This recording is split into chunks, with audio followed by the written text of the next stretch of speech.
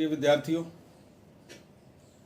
मध्यकालीन भारत का इतिहास हम पढ़ रहे हैं और हमारा जो अध्याय चल रहा है उसका नाम है कुतुबुद्दीन ऐबक। भारत में तुर्क सत्ता की स्थापना के संबंध में हम 712 ईस्वी से चले थे और 1192 पे आके रुके थे। इसके आगे हमने कुतुबुद्दीन ऐबक की चर्चा करनी शुरू की थी कि वह मोहम्मद गोरी का दास था और भारत में मोहम्मद गोरी के जो प्रमुख क्षत्रप थे उनमें से वह एक था। प्रमुख क्षत्रप थे 3। एक तो कुतुबुद्दीन ऐबक, दूसरा नासिरुद्दीन कुबाचा और तीसरा बंगाल का अली मर्दान खिलजी। खैर 1206 में मोहम्मद गोरी मर गया। मोहम्मद गोरी के मरने के बाद में उसका उत्तराधिकारी हुआ उसका भतीजा गयासुद्दीन महमूद। अब कायदे से तो हिंदुस्तान गयासुद्दीन महमूद का हुआ, लेकिन ये तीनों ही आदमी जानते थे कि जो नया सुल्तान बना है गोरी की जगह, वह गोरी जितना योग्य नहीं है और वह हिंदुस्तान पर कब्जा बनाए हुए नहीं रख सकता। इसलिए इन तीनों में संघर्ष होना स्वाभाविक था। इनमें सबसे ज्यादा होशियार निकला कुतुबुद्दीन ऐबक। उसने बड़ी चतुराई से एक समझौता गयासुद्दीन महमूद के साथ किया कि देखिए, आपकी सत्ता को चुनौती देने वाले लोग जैसे ताजुद्दीन यालदोज, आपकी सत्ता को चुनौती देने वाले लोग मौजूद हैं। ख्वारिज्म का शाह भी आप पर नजर गड़ाए हुए हैं। ऐसे समय में मैं आपकी मदद कर सकता हूं, लेकिन मेरी शर्त यह है कि आप मुझे हिंदुस्तान का सुल्तान घोषित कर दो। और गयासुद्दीन भी जानता था कि भारत पर कब्जा बनाए रखना उसके लिए संभव नहीं है। वह समझौते को नहीं मानता और उसके बाद भी गोरी यदि अपने आप को यहां सुल्तान घोषित कर देता तो वह वहां से आके अफगानिस्तान से यहां आकर उससे मुकाबला कैसे करता। तो उसने इस समझौते को स्वीकार कर लिया और लाहौर में कुतुबुद्दीन ऐबक ने अपना राज्याभिषेक करवा लिया। राज्याभिषेक हो गया, लेकिन उसके सामने कठिनाइयां बहुत थीं। पहली कठिनाई तो यही थी कि वह खुद एक दास था। कुतुबुद्दीन ऐबक मोहम्मद गोरी का एक दास था।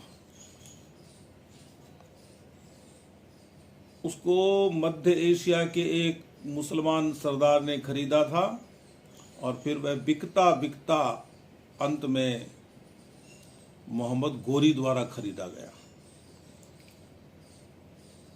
दिखने में कोई बहुत आकर्षक व्यक्तित्व नहीं था कुतुबुद्दीन का, लेकिन योग्य था, इसलिए वह मोहम्मद गोरी का विश्वास पात्र बनता चला गया और आपने देखा कि 1192 के बाद ऐबक को गोरी ने भारत का एक बड़ा क्षेत्र संभालने के लिए दिया। वो जमाना था जिसमें एक गुलाम सुल्तान नहीं बन सकता, ऐसी आम धारणा थी। ये कोई ऐसा नहीं है कि कोई बना ही नहीं, मैं ये नहीं कह रहा, बहुत बने हैं, लेकिन बनने के बाद सभी ने यह कोशिश की कि किसी तरह से दासत्व से मुक्ति मिल जाए। तो अब यह गुलाम था, और चूंकि ये कुतुबुद्दीन ऐबक भारत का प्रथम मुस्लिम सुल्तान माना जाता है और गुलाम था। इसके आगे भी कुछ लोग जो बने वे भी गुलाम थे, तो इसलिए सल्तनत काल को लोग गुलाम वंश भी कह देते हैं। तो अब इस दासत्व से मुक्ति कैसे हो? एक तो यह उसके सामने चुनौती थी। यद्यपि उसने अपने नाम के सिक्के भी ढलवा लिए, उसके नाम का खुतबा भी पढ़ा जाता था। खुतबा क्या होता है? वैसे तो खुतबा पढ़ने का मतलब अपनी तारीफ करना होता है, लेकिन यहां जो अर्थ है वह यह है कि शुक्रवार की नमाज में उसका नाम लिया जाता था। यदि सुल्तान का नाम शुक्रवार की नमाज में शामिल कर लिया जाता है उसके पूर्वजों के साथ, इसका मतलब यह है कि आम मुस्लिम समाज, मुस्लिम अमीर, मुस्लिम जो इस्लाम को जानने वालों का, इस्लाम के विद्वानों का वर्ग उसको स्वीकार कर रहा है। आप इसको इतना ही समझ लीजिए। वैसे तो जो वो मुस्लिम संत हुए हैं उनके जन्म दिवस पर और दूसरे किन्हीं विशेष अवसरों पर जो उपदेश दिया जाता है उसको भी खुतबा कह देते हैं। अपनी तारीफ करना और अपने पूर्वजों की तारीफ करना, विरोधियों की कमजोरियां बताना भी इसमें होता था। मोहम्मद साहब ने भी पढ़ा था खुतबा, वो अलग विषय है, कभी उसका अवसर होगा तब बताएंगे आपको। फिलहाल मैं ये कह रहा हूं कि इसने सिक्के भी ढलवा लिए, इसने खुतबा भी पढ़वा लिया, लेकिन जो इस्लाम की प्रथा है, मैंने कानून नहीं कहा, उसमें एक सुल्तान गुलाम नहीं हो सकता। भाई जो खुद ही गुलाम है वो दूसरों पर क्या शासन करेगा? दूसरी समस्या थी उत्तरी पश्चिमी सीमा की रक्षा की। ख्वारिज्म के शाह की नजर तो गजनी और गौर पर थी, तो जब गजनी और गौर पर जिसकी नजर होगी, हिंदुस्तान कितना दूर था। फिर ख्वारिज्म के शाह की जो दक्षिण पूर्वी सीमा थी वह भारत से लगती थी, तो भाई खतरा तो था ही। इधर सिंध में और झेलम में, सिंध और झेलम के क्षेत्र में, प्रदेश में खोखर जाति सक्रिय थी। इन खोखरों ने बहुतों को परेशान किया और कहते हैं कि मोहम्मद गोरी को मारने वाले भी खोखर ही थे। फिर अब कुतुबुद्दीन ऐबक तो बन गया सुल्तान, लेकिन मुइजुद्दीन बिन साम के, मतलब मोहम्मद गोरी के सारे ही जो कृपा पात्र थे या जिनको अच्छे अच्छे पद मिले हुए थे वे सारे ही थोड़ी सुल्तान बन गए। तो जो सुल्तान बन जाएगा उससे उनको तकलीफ होगी। अब उनकी तकलीफ को कैसे मिटाया जाए, उनकी ईर्ष्या का शमन कैसे किया जाए, उनको संतुष्ट कैसे किया जाए, यह भी इसके सामने एक समस्या थी, प्रॉब्लम थी। और इसमें जो सबसे जो टेढ़े व्यक्तित्व थे वे दो थे। एक तो मुल्तान और उच्च खा हाकिम नासिरुद्दीन कुबाचा, जिसको कुबेचा भी लिखते हैं, और दूसरा बंगाल का अली मर्दान खां, जो मुस्लिम सरदारों में और जनता में लोकप्रिय भी नहीं था, क्योंकि उसने इख्तियारुद्दीन का वध करके, उसकी हत्या करके, वध शब्द सही नहीं है, हत्या करके और बंगाल की गद्दी ली थी। अब कायदे से तो क्या है कि ये जो जितने भी ये जो सरदार हैं, चाहे वो कुबाचा हो, ये अली मर्दान खिलजी हो या दूसरे हों, ये सारे के सारे कुतुबुद्दीन ऐबक के अधीन हो गए, क्योंकि उसी को सुल्तान माना है मोहम्मद गोरी के उत्तराधिकारी गयासुद्दीन महमूद ने। लेकिन वे मन से माने तब ना, तो यह एक चुनौती थी उसके सामने। फिर भारत इतना बड़ा देश और यहाँ इतने सारे हिंदू राजा, उनसे कैसे निपटे? अपने अपने इलाकों के सभी स्वामी और उनमें बहुत सारे वीर। केंद्र में मुस्लिम सत्ता उनको मंजूर ही नहीं थी। यह अलग बात है कि आगे जाके उन्होंने इस सत्ता के साथ एक तरफ संघर्ष किया तो दूसरी तरफ तालमेल भी बनाया, क्योंकि हम भारतीय आत्मसातीकरण की प्रवृत्ति रखने वाले लोग हैं। लेकिन ये चुनौती तो थी ना कुतुबुद्दीन ऐबक के सामने। ऐसा तो है नहीं कि उसे उत्तराधिकार में कोई बहुत ही अच्छा और जमा जमाया शासन मिल गया था, इसलिए उसको इससे निपटना था। फिर एक और जरूरी बात है कि सुल्तान बन जाने का मतलब क्या विरोधियों को परास्त कर देना, उनको निष्क्रिय कर देना, अपने विरुद्ध निष्क्रिय कर देना, या खुतबे में नाम पढ़वा लेना या सिक्के ढलवा लेना ही है क्या? यदि आप सुल्तान बनते हो, यदि आप शासक बनते हो, यदि आप राजा बनते हो,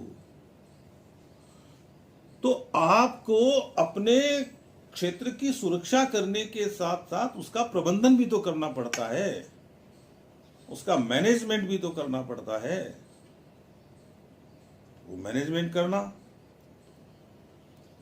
इस्लामी व्यवस्था के अनुसार करना, क्योंकि भारत की जो मूल व्यवस्था थी उस समय वह तो दूसरी थी। प्रांतों में जहां हिंदुओं का शासन है वहां की व्यवस्था तो दूसरे तरीके से संचालित होती थी, वहां के काम तो दूसरे तरीके से संपादित होते थे। इसे अपनी इस्लामी व्यवस्था में ढालना जितना वो ढाल सके। इसके अलावा क्या बचता है? इसके अलावा वह भी जरूरी है, कोई पढ़ने की पढ़ाने की व्यवस्था समाज में, लिखने लिखाने की व्यवस्था। तो इस तरह से बहुत सारे काम उसको करने थे। वे काम कब करे? आगे जाके आपके सामने एक प्रश्न खड़ा होगा कि भारत में मुस्लिम सत्ता का वास्तविक संस्थापक कौन है? अब आपके सामने तीन नाम आएंगे। एक नाम आएगा मोहम्मद गोरी का, वह तो हो नहीं सकता, वह रहा ही नहीं, उसने तो अपने आदमियों को सौंप दिया था। अब यदि अपने आदमियों को विजित प्रदेशों को सौंपकर जाना ही सत्ता की स्थापना है, तब तो मोहम्मद गोरी को मान लीजिए आप, लेकिन नहीं है। फिर नाम आता है कुतुबुद्दीन ऐबक का। इसने कम संघर्ष नहीं किया। जो कठिनाइयां मैं बता चुका हूं आपको, इन कठिनाइयों को दूर करने की उसने पूरी कोशिश की, लेकिन अंत में जो कठिनाई मैंने आपको बताई कि एक प्रबंधन करना पड़ता है अपने राज्य का, एक सामंजस्य बनाना पड़ता है क्षेत्रीय जो राजा होते हैं या शासक हैं उनके साथ, एक वातावरण देना होता है जिसमें सामाजिक विकास हो। ऐसा कोई काम कुतुबुद्दीन ऐबक ने नहीं किया। अब नहीं कर पाया भी कह सकते हैं आप, उसको समय नहीं मिला, लेकिन हुआ तो नहीं ना। यद्यपि वह 1192 से ही संभाल रहा है, लेकिन 1192 से लेकर 1206 तक तो उसकी स्थिति एकदम दास की स्थिति है। मोहम्मद गोरी का दास है वो, तो कब अपने प्रयोग कर सकता था? उसकी हर लड़ाई, उसकी हर जीत मोहम्मद गोरी की जीत है। फिर एक नाम आपके सामने और आएगा, शमशुद्दीन इल्तुतमिश। उसके साथ सभी चीजें जुड़ी हुई हैं। उसने अपनी कठिनाइयों को भी दूर किया। ऐबक के सामने जो कठिनाइयां थी, उसी तरह की सी कठिनाइयां इल्तुतमिश के सामने थी, लेकिन उसने उनको दूर किया। वह गुलामी से भी मुक्त हुआ था। जब इल्तुतमिश का प्रसंग आएगा तब बताऊंगा। मोहम्मद गोरी का गुलाम कुतुबुद्दीन ऐबक, कुतुबुद्दीन ऐबक का गुलाम इल्तुतमिश। अब कोई किसी का गुलाम है और उसके बाद कोई उसका गुलाम है, और उसको जो सबसे जो जिसका मान लीजिए एक व्यक्ति कोई किसी का गुलाम है, उसको जिसका वह गुलाम है उसका स्वामी मुक्त कर देता है तो मुक्त हो गया।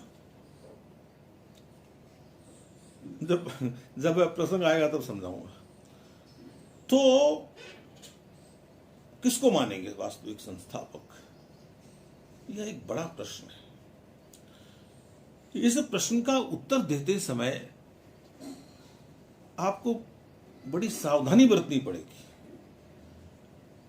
आप यदि इल्तुतमिश को दिल्ली सल्तनत का वास्तविक संस्थापक मानेंगे, तो आपको यह बताना पड़ेगा कि ऐबक क्यों नहीं है या गोरी क्यों नहीं है। गोरी क्यों नहीं है यह तो बता देंगे, लेकिन इल्तुतमिश के सामने कुतुबुद्दीन ऐबक को खड़ा करेंगे तो आपको थोड़ी सी चुनौती झेलनी होगी। यह कहने के लिए होगा आपके पास कि कुतुबुद्दीन को समय नहीं मिला, 1210 में तो मरी गया वह, तो फिर कब करता। लेकिन इतिहास में ऐसा होता तो ऐसा होता, ये नहीं कर सकते आप। ऐसा ही हुआ था, ऐसा इसलिए हुआ था, यह बताना जरूरी है। वास्तविक संस्थापक कौन था और क्यों था, यह बताना जरूरी है। यह प्रश्न बड़ी मुश्किल से पूछा जा सकता है। मैं तो नहीं पूछूं ऐसा प्रश्न कि भारत में मुस्लिम सत्ता का वास्तविक संस्थापक आप कुतुबुद्दीन ऐबक को क्यों नहीं मानते। मैं पूछूंगा तो ये पूछूंगा कि क्या आप कुतुबुद्दीन ऐबक को भारत में मुस्लिम सत्ता का वास्तविक संस्थापक मानते हैं? यदि मानते हैं तो तार्किक आधार पर अपने मत को सिद्ध कीजिए, या इल्तुतमिश को मानते हैं तो उसको सिद्ध कीजिए।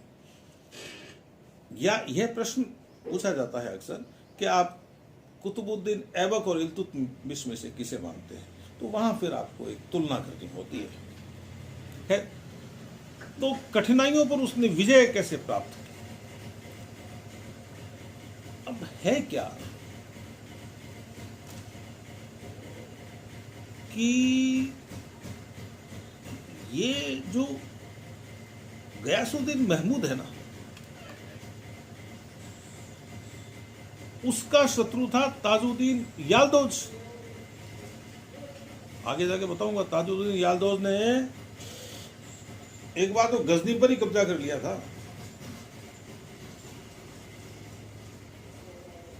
तो उसकी नजर भी हिंदुस्तान पर, वो खुद को कहता था कि मैं गौरी का उत्तराधिकारी हूं। तो गौरी का उत्तराधिकारी होने के नाते मैं तय करूंगा नहीं कि भारत की सल्तनत किसके पास रहेगी। वो गयासुद्दीन महमूद कौन है उसको सुल्तान घोषित करने वाला? वो उनकी आपस की लड़ाई है। इसकी वजह से ताजुद्दीन जो है ना, वो इसका भी शत्रु हो गया, ऐबक। तो उस ताजुद्दीन याल्दोज ने नासिरुद्दीन कुबाचा पर हमला कर दिया, मुल्तान को हथियाने के लिए। इस समय कुबाचा ऐबक के प्रति वफादार था। यद्यपि उसका मन तो बहुत था सुल्तान बनने का, लेकिन अब जो बन गया उसके साथ ही काम करना पड़ेगा, या फिर आपके पास इतनी ताकत हो कि आप उसको हरा सको। तो क्या हुआ कि जो ऐबक है वो मदद करने गया नासिरुद्दीन की। भाई सीधी सी बात है कि नासिरुद्दीन आज ऐबक के अधीन है। मान लीजिए कि वह स्वतंत्र होता या होने की स्थिति में होता, लेकिन कहता नहीं कि मैं स्वतंत्र हूं, तो भी ये तो जाता ऐबक तो, क्योंकि वो आगे फिर इसके राज्य की ओर बढ़कर आता ताजुद्दीन। तो ऐबक ने याल्दोज को केवल हराया नहीं, उसने गजनी पर जाकर कब्जा कर लिया। 40 दिन तक रहा वहां ऐबक। और एक बात जुड़ी हुई है ऐबक के इन 40 दिनों में गजनी में रहने से संबंधित रहने की एक बात जुड़ी हुई है। बात यह है कि कुतुबुद्दीन के स्वभाव में अब तक देखा नहीं गया था कि वह विलास भी पसंद करता है क्या,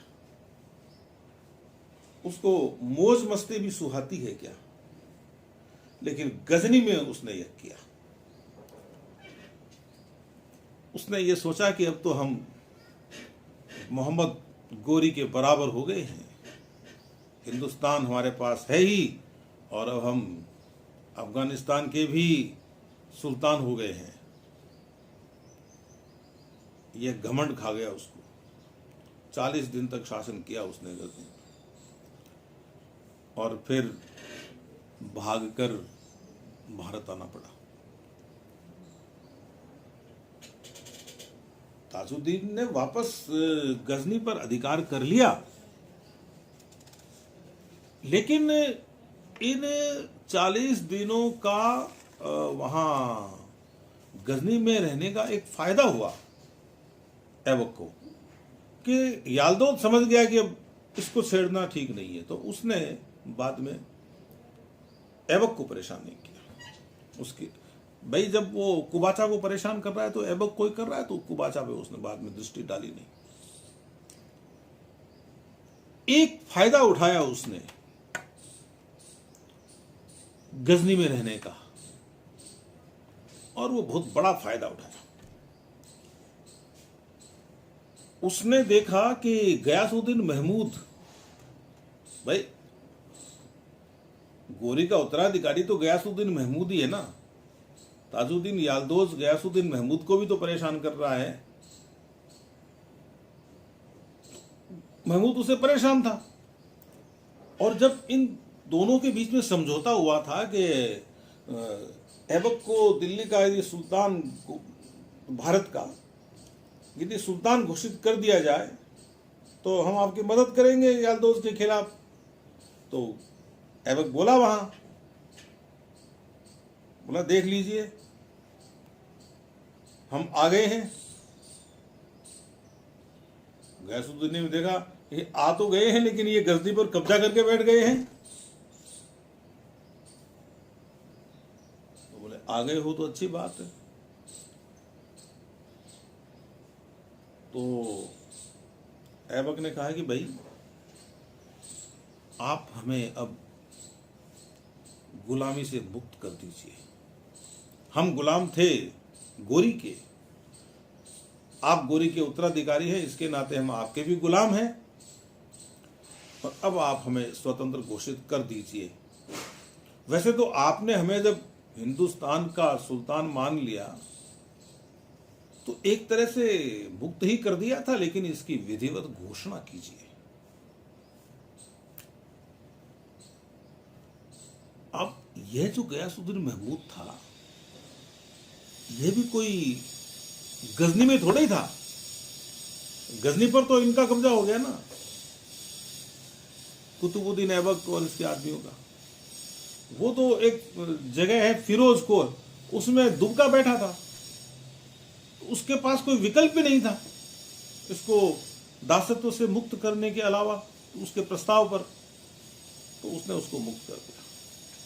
और अब वह जब हिंदुस्तान आया तो एक गुलाम के रूप में नहीं आया। फिर आप तो प्राचीन भारत का इतिहास भी पढ़ते हैं, विश्व का इतिहास भी पढ़ते हैं। आप जानते हैं कि राजनीतिक संबंधों को प्रगाढ़ करने का एक माध्यम वैवाहिक संबंध स्थापित करना भी होता था। यदि आप विवाह कर लेंगे किसी वंश में तो फिर आपकी उस वंश से मित्रता हो जाएगी और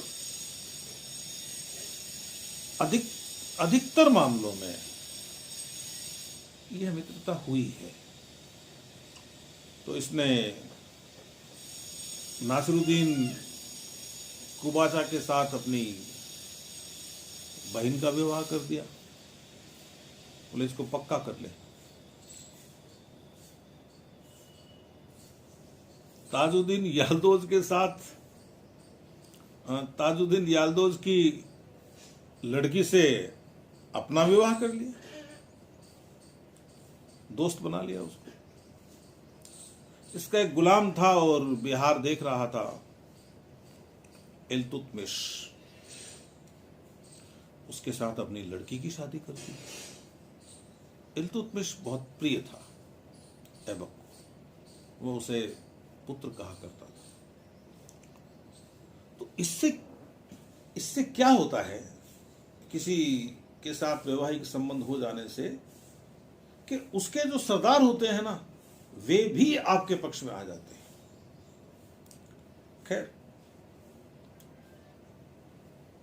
अब नासिरुद्दीन कुबाचा से तो बात बन गई, ताजुद्दीन याल्दोज से भी बात बन गई, लेकिन जो बंगाल का अली मर्दान खिलजी था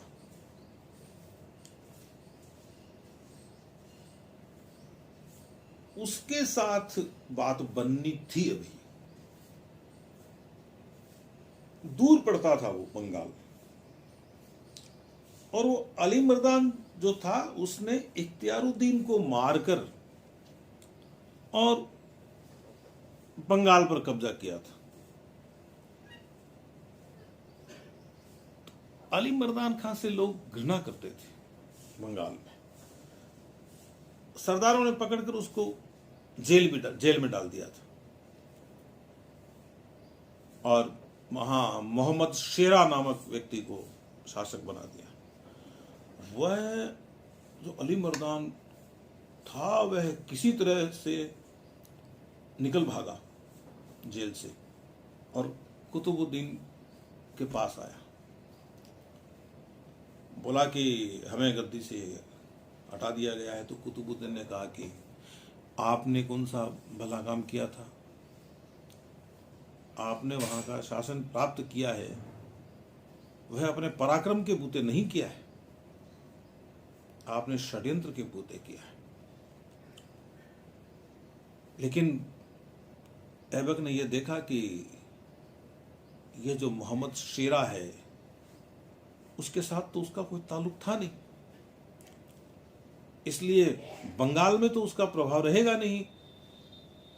क्यों न अली मर्दान के साथ इस तरह का कोई समझौता कर लिया जाए जिससे यह अपना अधीनस्थ बन के रहे और बंगाल में भी हमारा शासन होगा।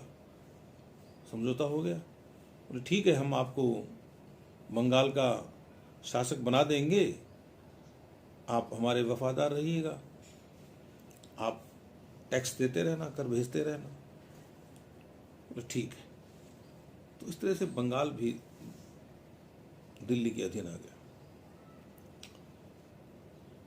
लेकिन जो सबसे बड़ी चुनौती थी ऐबक के सामने वह थी भारत के हिंदू सरदारों की, उनमें भी राजपूतों की।